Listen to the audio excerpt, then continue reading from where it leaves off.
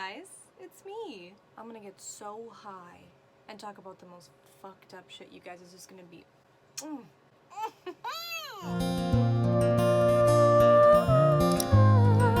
That's right, another white woman talking about true crime. Buckle up, fuckers. It's called Wild with a Y, so you know it's good. What am I doing with my life? Bye!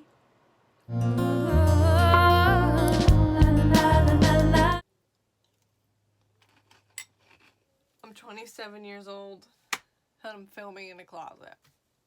I'm a fraud. So I'm gonna try and cover the lesser known serial killers because I am sick of hearing about Ted Bundy. Up to my eyeballs with that guy. And like, Zac Efron never was a fan of High School Musical. I don't give a shit. Gotta get your head in the game. This is like a nice high. I feel myself becoming a comedic legend right now. There's a spider right there. What do I do? It's not a spider. It's part of the door. Today we're going to be talking about Hadden Clark, the Cross-Dressing Cannibal Killer. So Hadden Clark was born into money. Like money, like Mayflower money. His father, Hadden Clark Elder, helped invent plastic wrap. Very cool. Every single member of his family was terrible. Apparently, money doesn't buy you stability or happiness.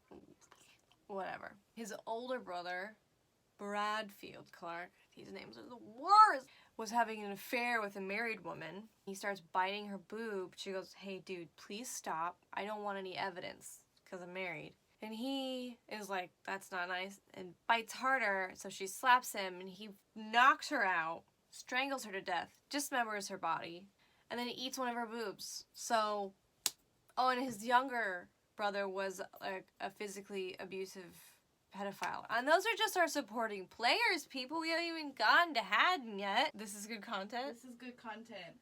I told her to only take half, and she took a whole one, and I said, ooh.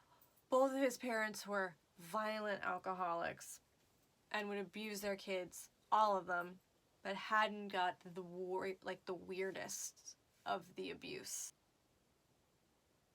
Both of his parents wanted him to be a girl, so when his mom got sauced, she would call him Kristen and put him in dresses.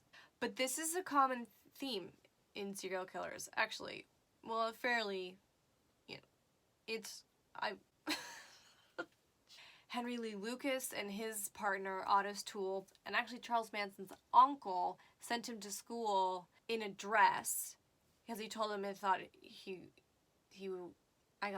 he thought it would help him fight like a man. The logic is really flawless. He would kidnap the pet of the people who would bully him, kill it, chop its head off, and leave the corpse on the front door. What if my child's a serial killer?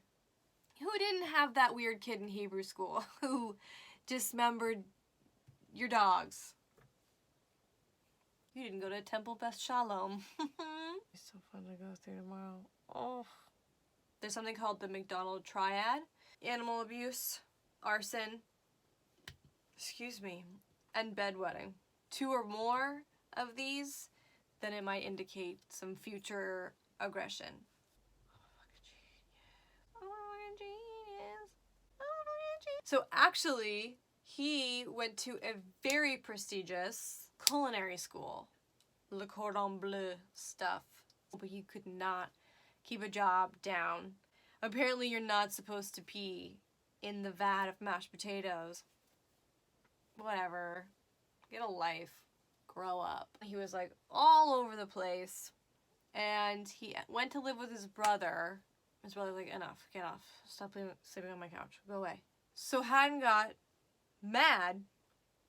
The neighbor's daughter, who was friends with his niece, came over to play, and Hadden answers the door, and it's her. She's like, "Is my friend here to play?" And Hadden's like, "No." But he takes her upstairs, slits her throat, drinks some of her blood, stuffs her body in a duffel bag, and buries her 12 miles away. What am I doing with my life? I went to a good college.